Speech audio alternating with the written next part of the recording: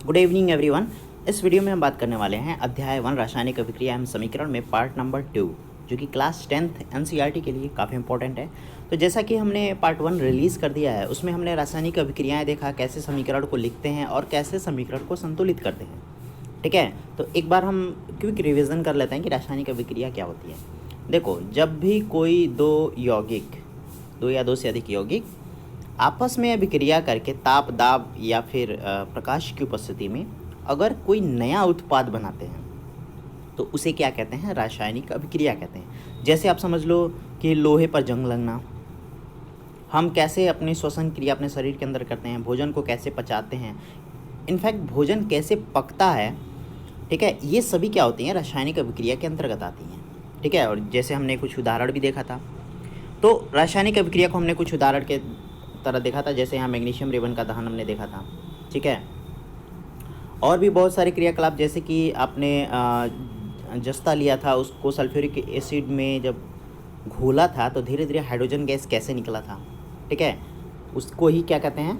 रासायनिक अभिक्रिया। और उसको शब्द समीकरण के द्वारा हम कैसे लिखते हैं ये भी हमने देखा था। फिर शब्द समीकरण को सांकेतिक रूप में जब हमने लिखा था, उसको बैलेंसिंग करना कैसा सीखा, ये सभी मैंने बता रखा है। ठीक है, तो आज हम शुरू करने वाले हैं रासायनिक समीकरण के प्रकार। ठीक है, रासायनिक अभिक्रिया के प्रकार। जैसा कि आप क्लास 9th में ही पढ़े होंगे कि जब भी रासायनिक अभिक्रिया में जो एक तत्व का जो परमाणु होता है वो कभी दूसरे तत्व के परमाणु में नहीं बदलता। कहने का ये मतलब है, अगर मान लो किसी तत्व में हाइड्रोजन है, ठीक है, अब ये ज़रूरी ये कभी नहीं हो सकता कि ये हाइड्रोजन कार्बन में बदल जाए। अगर हाइड्रोजन है तो हाइड्रोजन दूसरे तत्वों में शामिल होगा, लेकिन हाइड्रोजन के रूप में ही शामिल होगा। ठीक है, किसी दूसरे परमाणु में नहीं बदलता। हाइड्रोजन कार्बन में नहीं बदल सकता, हाइड्रोजन ऑक्सीजन में नहीं बदल सकता।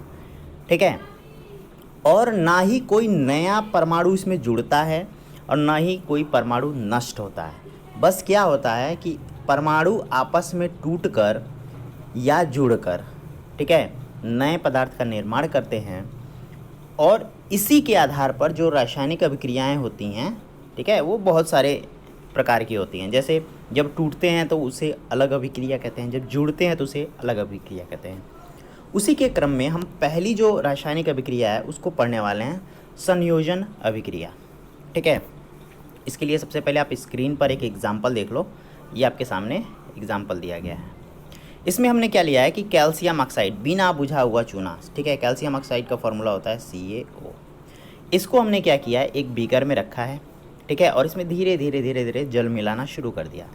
जब आप जल मिलाओगे तो धीरे धीरे इसमें उबाल आएगा। ठीक है, और जो अंतिम तत्व है CaOH का ट्वाइस मिलेगा, कैल्शियम हाइड्रोक्साइड। ठीक है, और इस कैल्शियम हाइड्रोक्साइड को कहते हैं बुझा हुआ चूना। कैल्शियम ऑक्साइड को क्या कहते हैं? बिना बुझा हुआ चूना। ठीक है, तो आप देख रहे होंगे कि हमने कैल्शियम ऑक्साइड लिया और H2O लिया और मिला क्या? Calcium hydroxide. और याद रखिएगा, ये बीकर जो होता है ना, बहुत हीट, मैंने कहा कि हल्की फुल्की इसमें उबाल आती है तो उससे ऊष्मा उत्पन्न होती है। ठीक है, तो यहाँ हुआ क्या है कि दो अभिकर्मक हमने लिया और एकल उत्पाद बना है, मतलब सिर्फ और सिर्फ एक उत्पाद बना है। तो इसमें हुआ क्या है कि ये दोनों आपस में संयोग किए हैं, मतलब जुड़े हैं। तो इस अभिक्रिया को हम कहते हैं संयोजन अभिक्रिया। ठीक है, अब देखो, इसमें ऊष्मा भी उत्पन्न होती है, तो इसको समीकरण के रूप में कैसे दिखेंगे? तो हमने लिया है कैल्शियम ऑक्साइड, किस रूप में? सॉलिड रूप में। इसको बिना बुझा हुआ चूना कहते हैं। और हमने जल लिक्विड के रूप में इसमें मिलाना शुरू किया, तो क्या बना? कैल्शियम हाइड्रोक्साइड एक्वा फॉर्म में, मतलब गाढ़ा रूप में, कोई पेस्ट के रूप में आप समझो, या फिर ऐसे समझो जो आप देखते होंगे अपने घर में, कभी पुताई अगर करवाई होगी तो आप देखते होंगे उसमें चूना मिलाते हैं, वाइट सीमेंट। ठीक है, जब मिलाते हैं उसमें तो वो धीरे धीरे गाढ़ा हो जाता है, तभी तो दीवार की पुताई हम कर सकते हैं। ये वही है, कैल्शियम हाइड्रोक्साइड ही होता है वो, जिसको हम बुझा चूना कहते हैं। ठीक है, और ऊष्मा भी होती है।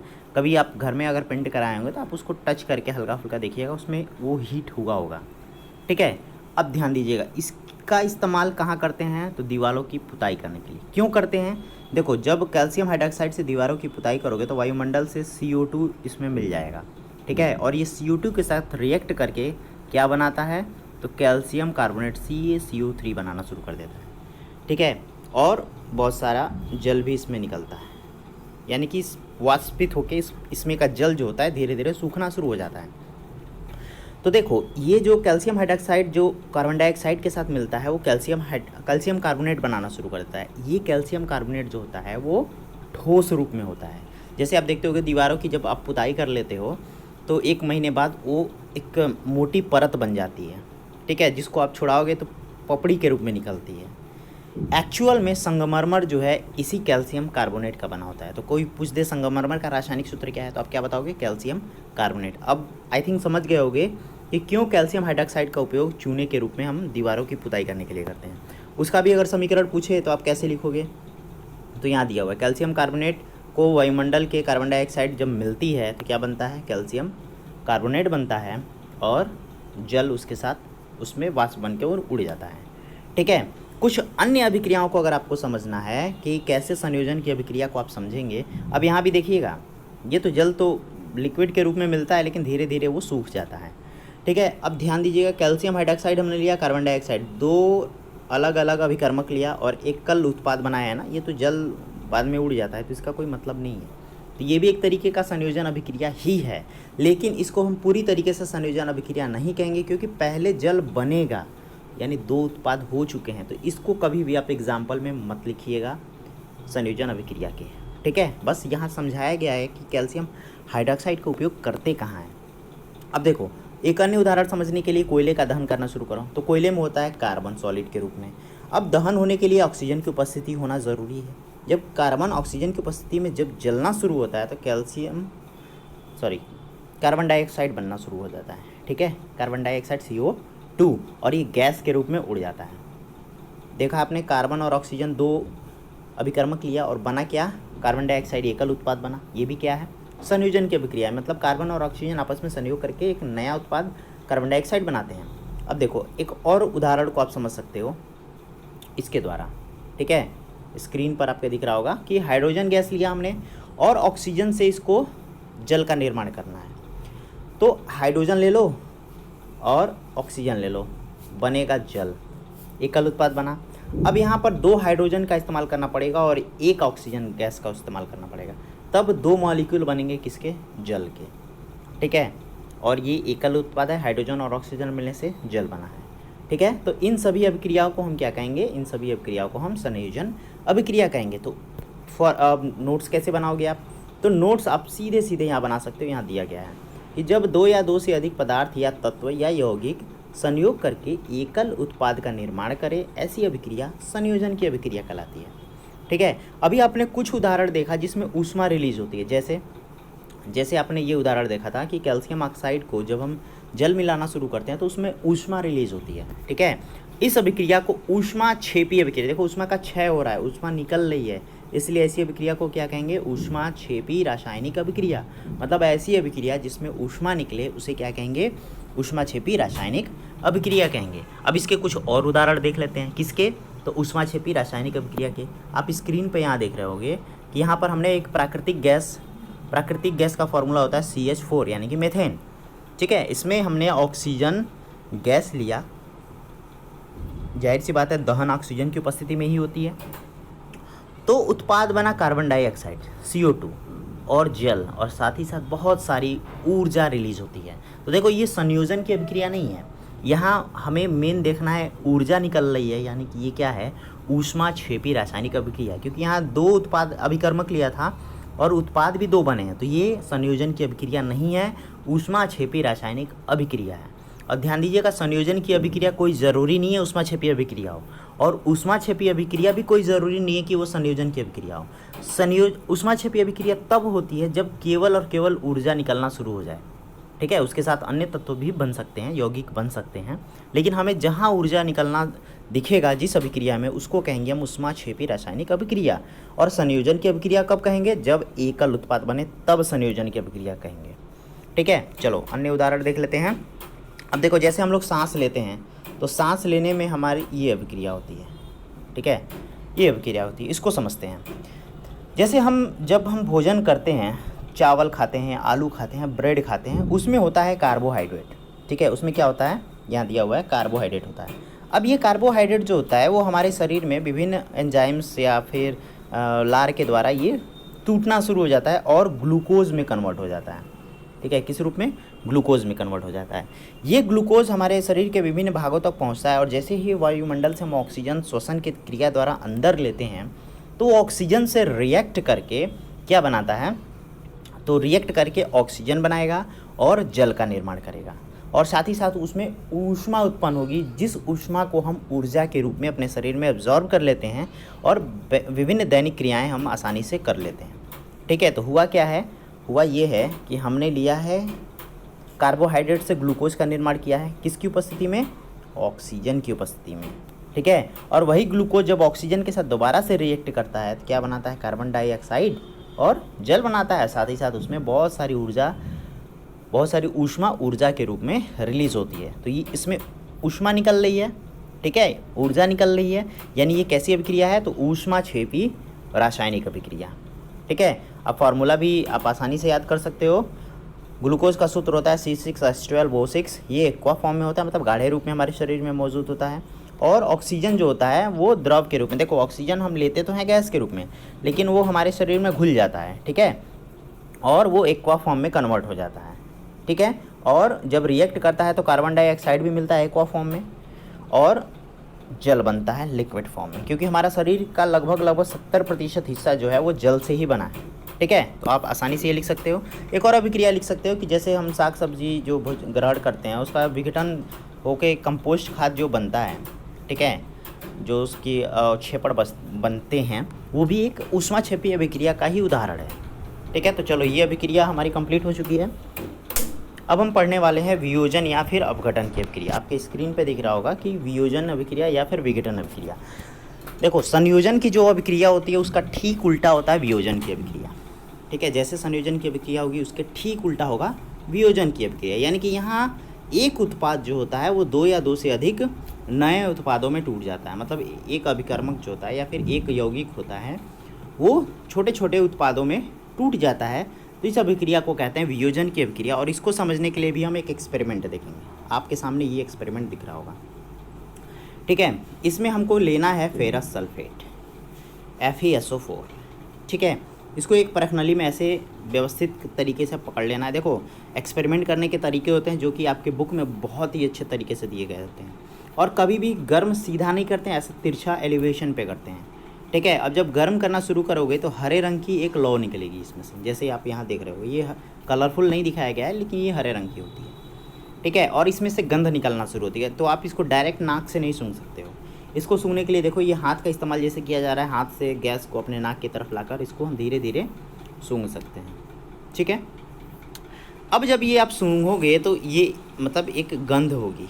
ठीक है, और ये गंध ही गैस के रूप में निकलेगी। ठीक है, सल्फ़र डाइऑक्साइड और सल्फ़र ट्राइऑक्साइड का ये मिक्सचर होता है। तो हम देख रहे हैं कि फेरस सल्फेट हमने लिया, उसको दहन करना शुरू किया तो sulphur dioxide sulphur trioxide gas के रूप में मिला है, लेकिन कुछ निक्षेपण के रूप में इसमें सॉलिड के रूप में रह जाता है। ठीक है, उसको कहते हैं फेरिक सल्फेट। क्या कहते हैं? Ferric sulphate. तो लिया हमने एकल उत्पाद, बना तीन उत्पाद, एक फेरिक सल्फेट, सल्फ़र डाइऑक्साइड का फार्मूला होता है SO2, सल्फ़र ट्राइऑक्साइड SO3। ठीक है, तो तीन उत्पाद बने हैं। तो हमने क्या कहा कि एक उत्पाद जब कई छोटे छोटे उत्पादों में टूट जाता है तो उस अभिक्रिया को क्या कहते हैं? वियोजन की अभिक्रिया। जैसे फेरस सल्फेट यहाँ लिया FeSO4, ठीक है, उसके दो मॉलिक्यूल्स लिए हैं और ये सॉलिड फॉर्म में है। जब इसको ऊष्मा देना शुरू किया तो फेरिक सल्फेट यानी कि Fe2O3, देखो सारे फॉर्मूले जो हैं वो आपको याद होने चाहिए। और सल्फ़र डाइऑक्साइड और सल्फ़र ट्राइऑक्साइड गैस के रूप में निकलती है। तो देखा आपने, एकल उत्पाद तीन नए उत्पादों में, छोटे छोटे उत्पादों में टूट गया, तो ये अभिक्रिया क्या कहलाएगी? वियोजन की अभिक्रिया। इसको परिभाषा के रूप में कैसे लिखेंगे तो आपके स्क्रीन पर यहाँ दिख रहा है। इस अभिक्रिया में एकल अभिकर्मक टूटकर छोटे छोटे उत्पाद प्रदान करता है, यही अभिक्रिया क्या कहलाती है? वियोजन की अभिक्रिया। या फिर आप ऐसे लिख सकते हो, ऐसी अभिक्रिया जिसमें एकल अभिकर्मक टूटकर छोटे छोटे नए उत्पाद देता है या प्रदान करता है, ऐसी अभिक्रिया वियोजन की अभिक्रिया कहलाते हैं। एग्जाम्पल आप ऐसे लिख सकते हो। ठीक है, एग्जाम्पल आप ऐसे लिख सकते हो। अब देखो, अब हम एक और एग्जाम्पल ले सकते हैं। जैसे हमने लिया है कैल्शियम कार्बोनेट। ठीक है, और कैल्शियम कार्बोनेट को क्या कहते हैं? कैल्शियम कार्बोनेट संगमरमर को कहते हैं। ठीक है, संगमरमर को हम जब ऊष्मा देना शुरू करते हैं, संगमरमर नहीं कहेंगे, कैल्शियम कार्बोनेट ही कहेंगे, मतलब वो संगमरमर का भी बना होता है, मतलब संगमरमर इसी यौगिक का बना होता है। ठीक है, जब हम इसको ऊष्मा देना शुरू करेंगे तो ये वापस से कैल्शियम ऑक्साइड यानी कि बिना बुझा हुआ चूना, देखो यहाँ बुझा हुआ चूना लिखा है ना, ये बुझा हुआ नहीं है, ये बिना बुझा हुआ चूना है। ठीक है, तो आप कंफ्यूज मत होना, और कार्बन डाइऑक्साइड गैस में कन्वर्ट हो जाता है। ठीक है, और चूंकि ये ऊष्मा द्वारा दी गई है और एक एकल अभिकर्मक दो नए नए उत्पादों में टूट गया, इसलिए इसका उपयोग क्या कहेंगे, वियोजन की अभिक्रिया कहेंगे। ठीक है, अब देखो, अब जो बिना बुझा हुआ चूना जो मिला है ना, ये बिना बुझा हुआ चूना, इसको कहते हैं कैल्शियम ऑक्साइड, CaO। ठीक है, इसका उपयोग कहाँ करते हैं, तो इसका उपयोग हम सीमेंट उद्योग में करते हैं, सीमेंट के निर्माण में। ठीक है, तो आप भूलिएगा नहीं, सीमेंट के निर्माण में किसका उपयोग करते हैं, कैल्शियम ऑक्साइड। एक होता है कैल्शियम हाइड्रोक्साइड जो अभी हमने पढ़ा, CaOH का ट्वाइस, इसका उपयोग पुताई में करते हैं। ठीक है, और एक होता है कैल्शियम कार्बोनेट, इसका निर्माण संगमरमर निर्माण में करते हैं। तो ये सभी अभिक्रियाएं देखो धीरे धीरे ऐसे ही पढ़ोगे तो आपको याद हो जाएगा। ठीक है, और इसको पढ़ने के बाद रिवीजन भी करो, नोट्स भी बना लो, फिर रिवीजन करोगे तो आपको भूलेगा नहीं। ठीक है, चलो अब एक और एक्सपेरिमेंट देख लेते हैं लेड नाइट्रेट का। ठीक है, लेड नाइट्रेट यानी कि PbNO3 का ट्वाइस। अब हमने क्या किया है, लेड नाइट्रेट को लिया है, इसको भी धीरे धीरे परख नली से गर्म करना शुरू किया है। ठीक है, तो इसमें भूरे रंग की आपको लौ निकलेगी। ठीक है, किस तरह की लौ निकलेगी, भूरे तरह की लौ निकलेगी। ठीक, और इसमें लेड ऑक्साइड के साथ साथ नाइट्रोजन गैस और ऑक्सीजन गैस भी निकलना शुरू होता है। तो हमने लिया है सिर्फ लेड नाइट्रेट, उसको गर्म करना शुरू किया, तो लेड ऑक्साइड जो कि सॉलिड के रूप में इसी परख नली में रह जाएगी, और गैस के रूप में नाइट्रोजन डाइऑक्साइड और ऑक्सीजन गैस बाहर निकल जाती है। ठीक है, अब इसको अभिक्रिया के रूप में कैसे देखोगे, तो अभिक्रिया के रूप में यहाँ देख लो, इसमें हमने लिया लेड नाइट्रेट PbNO3 का ट्वाइस। ठीक है, सॉलिड फॉर्म में लिया और इसको ताप देना शुरू किया, तो ये लेड ऑक्साइड और नाइट्रोजन डाइऑक्साइड और ऑक्सीजन गैस में कन्वर्ट हो गया। ठीक है, ये लेड ऑक्साइड जो है सॉलिड के रूप में उसी परख नली में रह जाएगी। तो यहाँ भी एकल उत्पाद 3 नए उत्पादों में कन्वर्ट हो गया, टूट गया, इसलिए इस अभिक्रिया को भी क्या कहेंगे, वियोजन की अभिक्रिया कहेंगे। ठीक है, तो उम्मीद करता हूँ कि वियोजन की अभिक्रिया भी आपको समझ में आ गई होगी। तो चलते हैं आगे। ये एक्सपेरिमेंट काफ़ी इंपॉर्टेंट है। ठीक है, ये एग्ज़ाम्स के लिए भी आपके बहुत बहुत इंपॉर्टेंट हो जाता है, तो इसको समझते हैं। इसमें करना आपको ये है कि आप ऐसे प्लास्टिक का बीकर ले सकते हो। ठीक है, और कार के द्वारा दो इलेक्ट्रोड को जोड़ सकते हो, और ये इलेक्ट्रोड जो होंगे वो ग्रेफाइट के होंगे। ठीक है, रॉड की तरह होते हैं, जैसे आप बैटरी में देखते होगे, बैटरी को जब आप तोड़ोगे, कौन सी बैटरी, जो क्या बोलते हैं, सेल जो हम घड़ी में इस्तेमाल करते हैं। ठीक है, वो वाली जब बैटरी लोगे, जब उसको तोड़ोगे तो इसी तरह के कुछ इलेक्ट्रोड मिलेंगे। ठीक है, ग्रेफाइट के। अब इसमें धीरे धीरे सल्फ्यूरिक एसिड से भर दो, तब तक भरो जब तक जो हमारा रॉड है वो पूरी तरीके से डूब ना जाए। ठीक है, फिर एक ऐसा परख नली लेंगे और इसमें जल भर के इसको उल्टा इलेक्ट्रोड को ढक देंगे। ठीक है, और जो दोनों इलेक्ट्रोड नीचे से आया हुआ है उसको 6 वोल्ट की बैटरी से जब आप जोड़ोगे तो धीरे धीरे इसमें कुछ बुलबुले उठते हुए दिखाई देंगे। ठीक है, और इस वाले में होगा ऑक्सीजन, इस वाले में होगा हाइड्रोजन गैस। ठीक है, वो कहाँ से मिला है, तो H2SO4 और जो हमने जल मिलाया है H2O, इसमें से हाइड्रोजन और ऑक्सीजन गैस टूटकर अलग हो जाते हैं। ठीक है, तो ऑक्सीजन की मात्रा यहाँ डबल होती है हाइड्रोजन की तुलना में। याद रखिए, ऑक्सीजन की मात्रा डबल होती है हाइड्रोजन की तुलना में, और 2 ही गैस मिलते हैं, ऑक्सीजन और हाइड्रोजन। ठीक है, तो ये कभी कभी पूछ सकता है कि जब हम किसी भी इलेक्ट्रोड की सहायता से सल्फ्यूरिक एसिड और जल को जब विघटित करते हैं तो जो बुलबुले उठते हैं वो गैस के रूप में कौन कौन से होते हैं। ठीक है, तो आपको आंसर देना है ऑक्सीजन और हाइड्रोजन। ठीक है, और ये ऑक्सीजन दोगुना होता है हाइड्रोजन की तुलना में। ठीक है, तो ये अभिक्रिया भी एक तरीके से आप समझ सकते हो। तो देखो, इसमें मेन काम होता है ना H2SO4 का।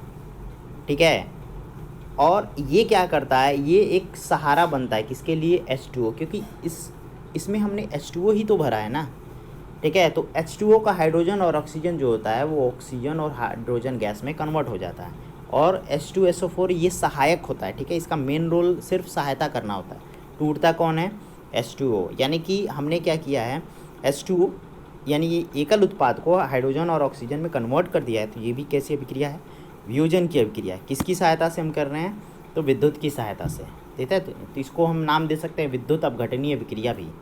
क्लियर है। तो खैर वो तो बात की बातें, देखा जाएगा, शायद टाइप होगा आपके बुक में। एक और एक्सपेरिमेंट आप देख सकते हो यहाँ पर आपकी स्क्रीन पर। इसमें हमने सिल्वर क्लोराइड लिया है, ठीक है। सिल्वर क्लोराइड का फार्मूला होता है AgCl2। इसको प्रकाश में अगर रखोगे तो कुछ समय बाद आप देखोगे इसका कलर जो होता है वो धूसरित हो जाता है, और जो सिल्वर क्लोराइड होता है इसका रंग जो होता है वाइट होता है, श्वेत रंग का होता है, ठीक है। और धूसर कण में हल्का फुल्का मतलब ब्लैक कलर में कन्वर्ट होना शुरू हो जाता है। तो होता ये है कि सूर्य का प्रकाश जो होता है उसको Ag और Cl2 गैस के रूप में कन्वर्ट करता है। Ag सॉलिड के रूप में होता है, क्लोरीन गैस तो उड़ जाती है। यही जो सिल्वर जो होता है वो धूसर कलर में यानी हल्का फुल्का काला कलर में कन्वर्ट हो जाता है।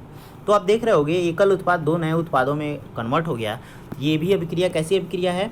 वियोजन की अभिक्रिया। अब इसको समीकरण के रूप में कैसे लिखोगे? तो AgCl2 सॉलिड के रूप में हमने लिया, और Ag सॉलिड और Cl2 सॉलिड। अब देखो इसको बैलेंसिंग करना है। मान लो यहाँ 2 नहीं होता, मान लो यहाँ 2 नहीं होता, यहाँ भी 2 नहीं होता, तो Cl2 तो 2 है ना, यहाँ तो Cl एक ही है, तो इसको 2 करने के लिए यहाँ पर 2 से गुणा करना पड़ता, तो यहाँ पर इसीलिए 2 से गुणा किया गया है, ठीक है। अब 2 Ag भी हो गया तो इसलिए यहाँ भी 2 से गुणा करना पड़ेगा। तो देखो 2 Ag 2 Cl, यहाँ भी 2 Cl, बैलेंसिंग है, ठीक है। ऐसे ही एक और एग्जाम्पल ले सकते हो आप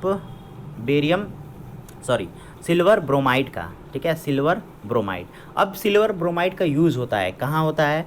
तो जो आप ब्लैक एंड वाइट फोटोग्राफी देखते हो, ठीक है, श्याम श्वेत, ब्लैक एंड वाइट का मतलब होता है श्याम श्वेत फोटोग्राफी, ठीक है। जो आप ब्लैक एंड वाइट पिक्चर खिंचवाते होगे उसमें इसका यूज़ किया जाता है। किसका? सिल्वर ब्रोमाइड का उपयोग, ठीक है। और ये भी सिल्वर और ब्रोमीन गैस 2 अलग अलग गैसों में कन्वर्ट हो जाता है। तो ये अभिक्रिया, वियोजन की अभिक्रिया पूरी तरीके से कंप्लीट हो चुकी है। अब ये एक प्रश्न देख लेते हैं, ठीक है। ये ऊपर वाला प्रश्न था, ये आप बहुत ईजी था, आप आसानी से कर सकते हो। इसको देख लेते हैं, ये काफ़ी इंपॉर्टेंट है एग्जाम पॉइंट ऑफ व्यू से। कह रहा है कि किसी पदार्थ X विलयन का उपयोग सफ़ेदी करने के लिए किया जाता है। तो आपको पता है कि सफ़ेदी करने के लिए किसका उपयोग किया जाता है? तो कैल्शियम हाइड्रोक्साइड CaOH का ट्वाइस, ठीक है। ये कन्वर्ट हो जाता है किसमें? CaCO3 में। लेकिन यूज़ किस काम करते हैं? Calcium hydroxide. तो X जो है वो कैल्शियम हाइड्रोक्साइड है, ठीक है। अब यहाँ पूछा X का रासायनिक सूत्र, तो वही लिखना है CaOH का ट्वाइस, ठीक है। फिर दिया है कि अगर CaOH का ट्वाइस को CaOH के ट्वाइस को अगर हम जल के साथ यानी कि H2O के साथ अभिक्रिया कराएंगे तो क्या बनेगा? तो ध्यान दीजिएगा, कैल्शियम जो है इसका ऑक्सीजन लेके कैल्शियम ऑक्साइड बना लेगा, ठीक है। और इसका OH और इसका H मिलके H2O बना लेंगे, यानी कि बिना बुझा हुआ चूना कैल्शियम ऑक्साइड में कन्वर्ट हो जाता है, ठीक है। तो दूसरे का आंसर भी जो मैंने अभी अभिक्रिया लिखा आप उसको आसानी से लिख सकते हो। फिर कह रहा है कि क्रियाकलाप 1.7 परखनली में एकत्रित गैस की मात्रा दूसरी गैस से दोगुनी क्यों है, ठीक है, और गैस का नाम बताइए।